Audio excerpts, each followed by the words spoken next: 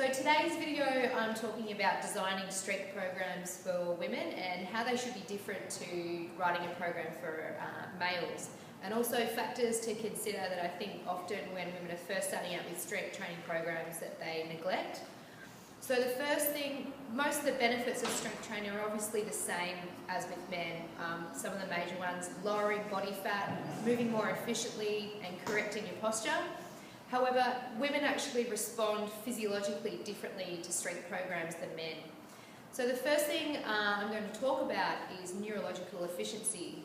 So sometimes women are actually less neurologically efficient than men. So this basically means that we have difficulty recruiting fast twitch muscle fibres compared to men. So to put it in a practical sense, if you were to do a 70% rep max lift, women can actually perform more reps than men. Men are much better at doing max singles and much more efficient performing those sort of high loads. So I'm going to ask Kylie here to perform her first set of deadlifts with about 70% rep max.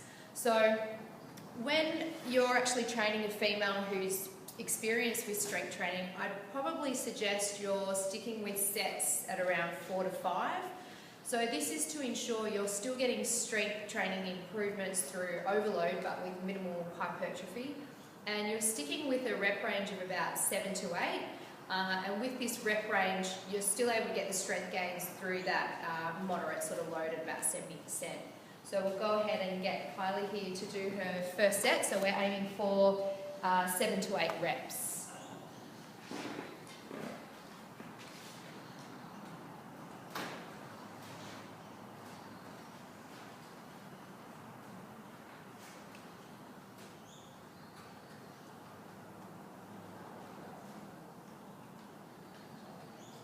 So that's 4 reps so far, so we're going to aim for another 3.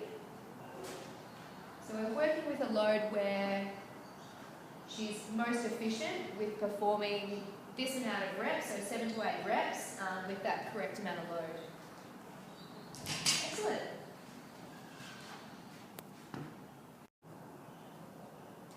So the next factor I'm going to talk about now is getting enough rest in between sets.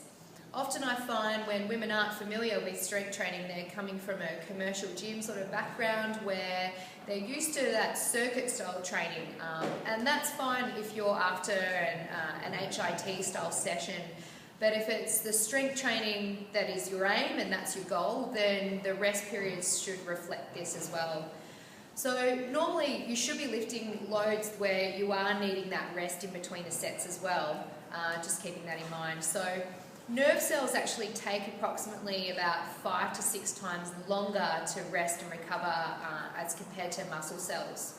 So having a rest period of about 60 seconds in between each set should be adequate enough, but just keep in mind that it should actually reflect the load that you're lifting and that style of strength training. So the last factor to consider here is tempo. Again, when women are not familiar with strength training or they're used to that circuit style training, they're often performing their lifts and their exercises way too quickly. So when we're introducing them into a traditional style strength program, my main goal is to actually slow their tempo down a little bit, and this reflects that time under tension. So the longer it takes you to perform a lift, obviously the longer it is that you're lifting it, so the longer the time under tension, and therefore you're able to get maximum benefits out of that lift.